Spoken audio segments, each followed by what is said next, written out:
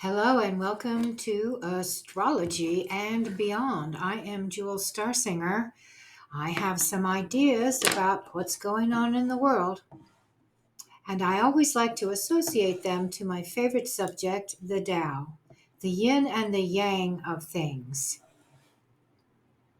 In my perspective, this is actually a trine god. This is the yin is the lady god, and the yang is the man god. And the in between, that curvy line on the little round ball with the two different fields, is not duality. It isn't dualistic, it's trinity. Why? Because you've got a shape, and within it, you have two possibilities. And you have a curvy line in the middle, and that is like the kundalini that moves from the third eye to the spine and grounds you in the earth through your feet. So there's a whole process that it describes in that one little ball. It's amazing. So what I want to read to you today is an article I wrote, and it's called Monotheism Sucks. Yin brain, yang brain. Two gods, one creation. Monotheism sucks because it leaves two other gods out of the equation. All animals have brains in three parts. In other words, mammals. Now, I looked it up. I couldn't quite get the answer on the lizards, but I think, I'm not sure about the lizards. But all the mammals, we all have split brain with a corpus callosum in the middle. To me, that says Trinity, and that's explained beautifully in that Daiji, the little ball I talked about. Okay, so the brain is plastic, and it's made of three parts: the left, the right, and the center. Uh, in other words, there's two things happening in the universe that are creating one thing, and there's a central thing. These are all gods. A central thing that pulls it together, that works it out together. Now, if you study any of Ian McGilchrist's work, which is cutting edge, he talks about the left brain being unaware of the right side. The right brain is aware of the left. She knows she needs her guardian and her detail finder, but he doesn't realize that he has a partner. So when the left brain's in charge, we don't have a holistic perspective. We see right and wrong, and we see details, and we want to finish things and end them. The right side sees the flow and the eternity of things, and that nothing ends. All right. So when we're in our left brain, we're in a place where it's not so great, because if you think when you die you end, if the atheist perspective is really kind of depressing, isn't it? Because it ends, it's over, you're done. And the right brain knows better. Now, I've heard of a scientist. It was a doctor. He was a surgeon, was he, or a heart surgeon, a heart guy? And he said he believes in God, having been a doctor, watching people die and have them be turned off. And you're supposedly, when you have no brain function, you're gone. There's no consciousness, and yet they come out of it after. I mean, he's talking about minutes, long minutes, and they come back out of it, and they have stories and they had experiences. And he says that's impossible according to the way he learned science as we know it, as we're taught it in Modernia. And when you realize that the modern science is only a couple of hundred years old, and there have been scientists studying life and the real world and the spiritual world and the combinations therein for millennia. And so the hubris of the left brain is really potent. And as you can see, one of the things I think is that we have been trained to overuse our left brain. We're right-handed, left brain. So I'm definitely, my left hand I practice using it just so I can try and wake this right side up a little bit. And being an artist, I have to do that. You see, you have to be aware of it. All right. So let me go on. The brain is plastic, made of 3 parts, left, right, and center. It is smushy like wet clay. It is shaped by many influences, not the least of which are belief and observance. We observe role models, we copy them, and develop life skills for ourselves.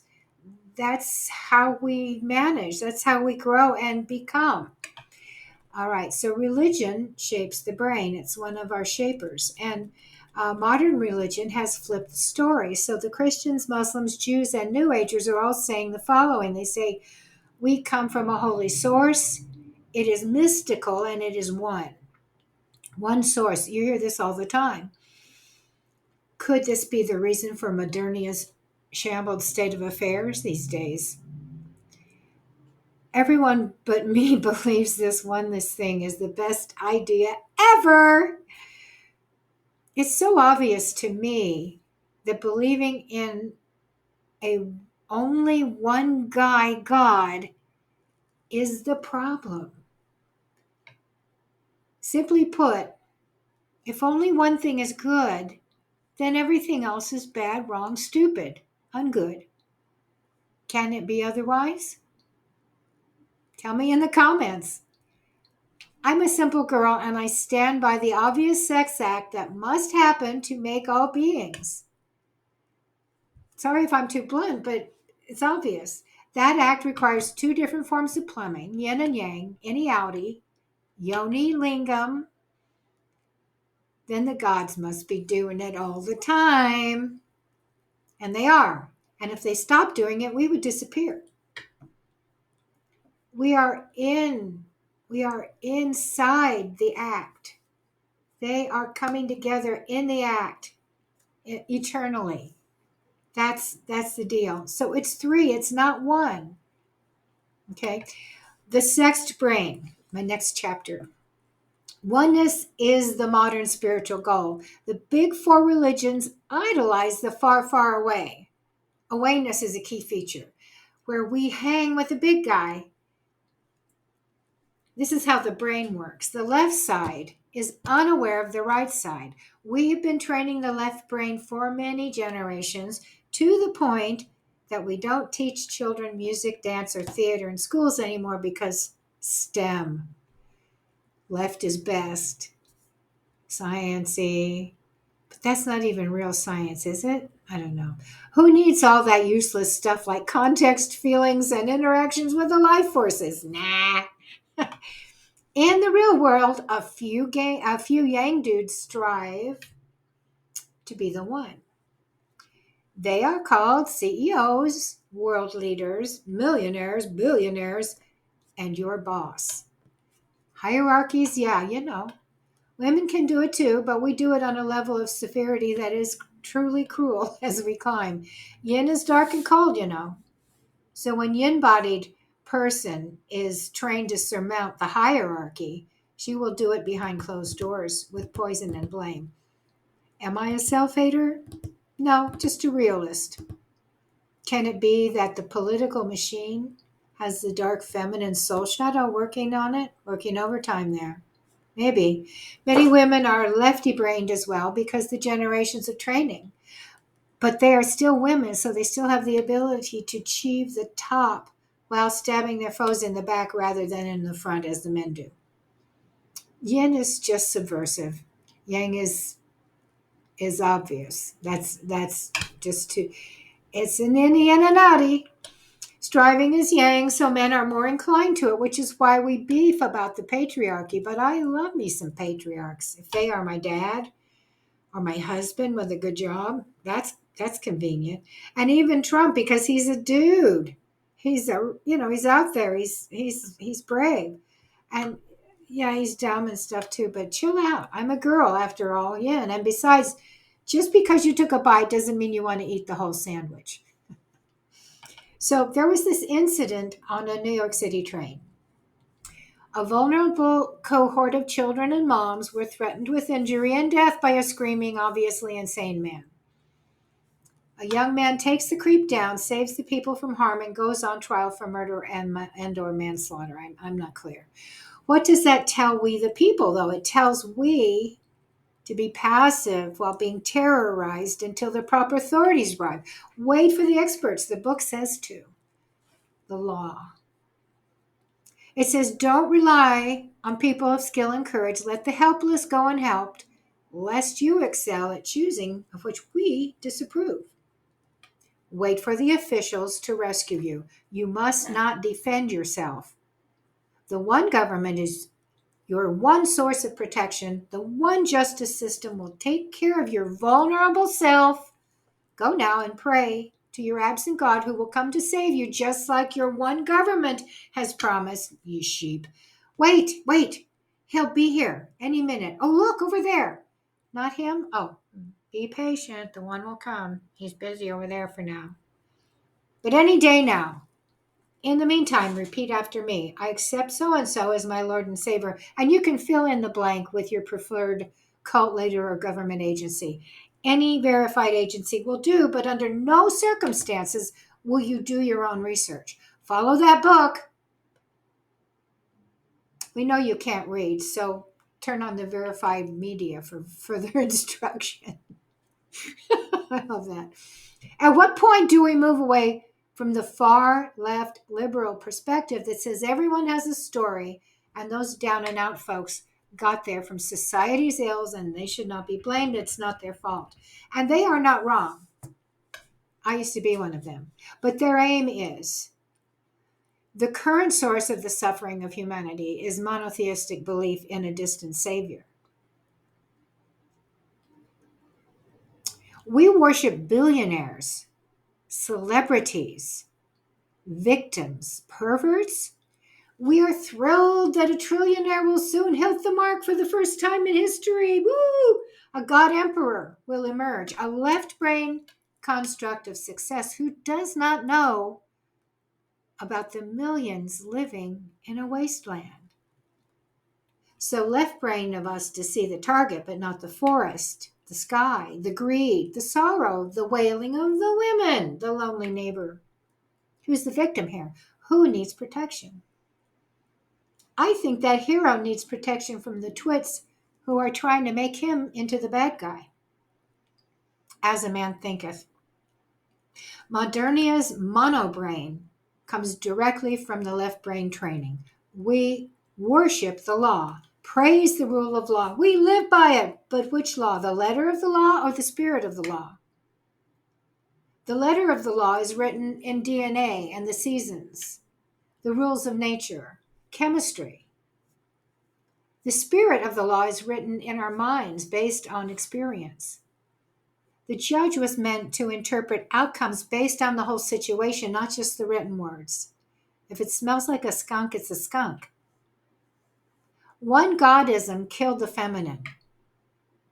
The earth and all of her ladies have been useful objects for the one God's purposes, the left brain. Used, not loved. Hated because she took us from him. She stands in the way of him. She's the devil, the Gnostic demiurge. Her urges are carnal. And, worst of all, she is not he, which makes her other, which makes her wrong, unclean, undesirable. There's no way to get around this. Yin and yang are a team, each quality in relative proportions. And cookies are not brownies, and cake is not meat, and Coke is not wine. Cult words. A man says in passing, Jesus is king. I do not comment. This is a trap, not a statement of faith. He wants me to agree so he can approve my cult affiliation based on my response. That signal will tell him to like me or not, and he will not get to know me unless I pass the first test, the jingo test. Say the words in order with feeling or else. If I offer my true affiliation in return, he will not like my answer. I know this, but he doesn't. The left brain doesn't know me. The right brain knows me, but he doesn't. So now we're looking at the unitary executive as a one God trope. I watched the Vice movie about Dick Cheney, former shadow president of the Bush years. His thing was called the unitary executive, the one dude with the most power he can acquire. And Cheney worked towards that goal since the Nixon years. This is a long-term project. With his successes, we are fast approaching unitary God Emperor of Doom. The young don't know of the times I knew. They are crowded together, impoverished, unsexed, isolated, punctured with piercings and tattoos that signal nothing. Wherever I visit, the people tell me it's not like it used to be. That was a farm. That parking lot was a pond. We have all heard it, but the young don't feel the loss of something they never had. That breaks my heart.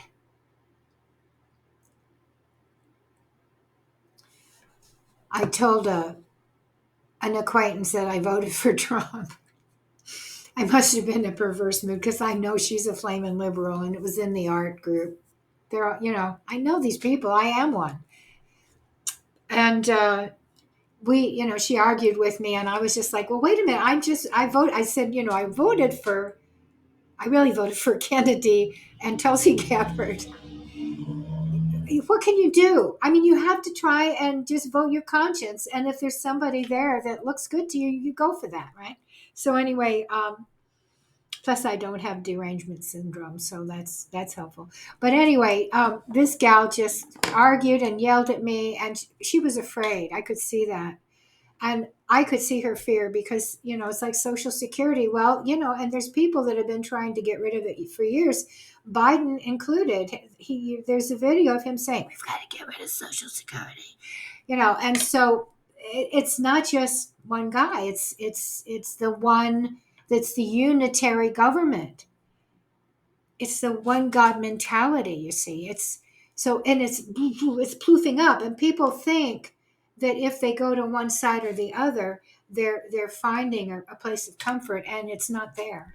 The only comfort is sailing right down the middle, right with the current down the middle. And it's scary because we're trained to stick to these little bitty tight endings and these targets and we're not trained to allow and accept a larger ideal. Anyway, back to my reading. I digress.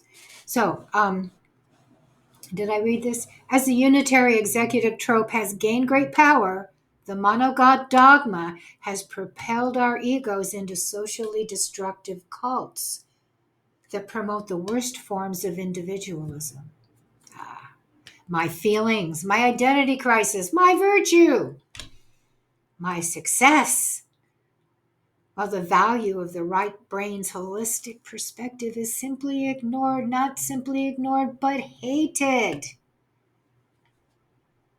We hate the femininity. We hate her. Look how we treat the earth. We hate that mother. The few with all the money and power are making rules for the masses.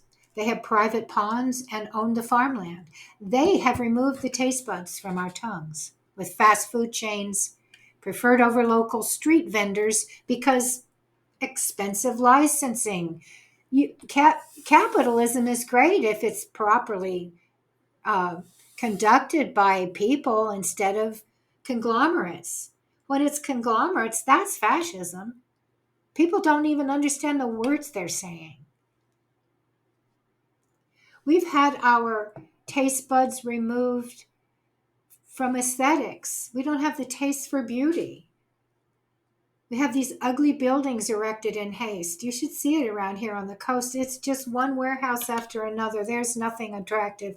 The only good thing is the climate and nature. And now they've had their way with us at the movies.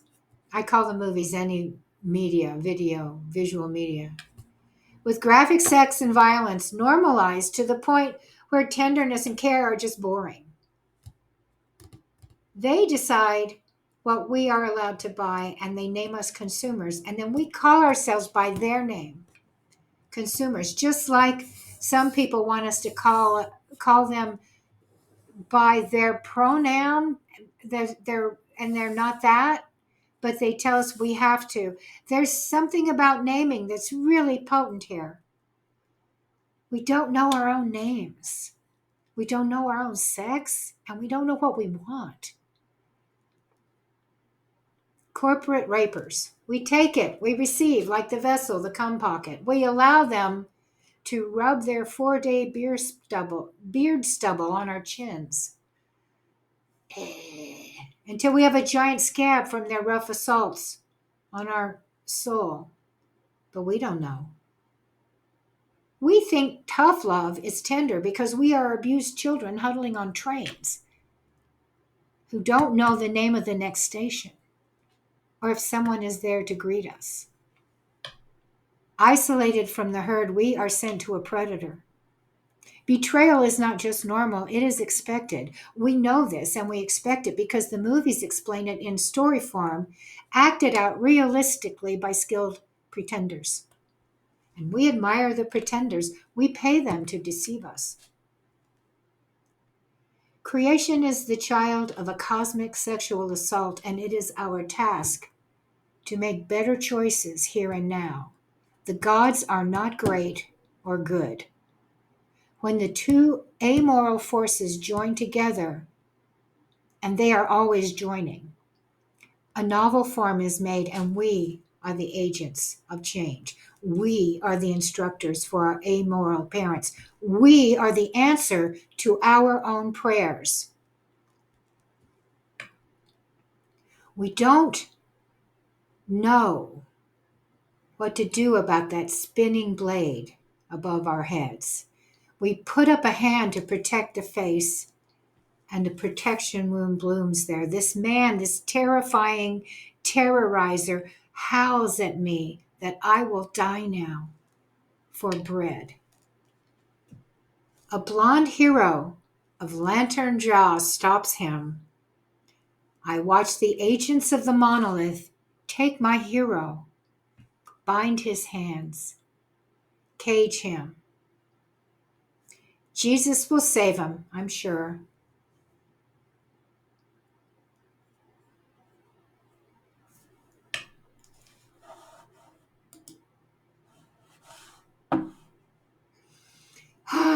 Wow.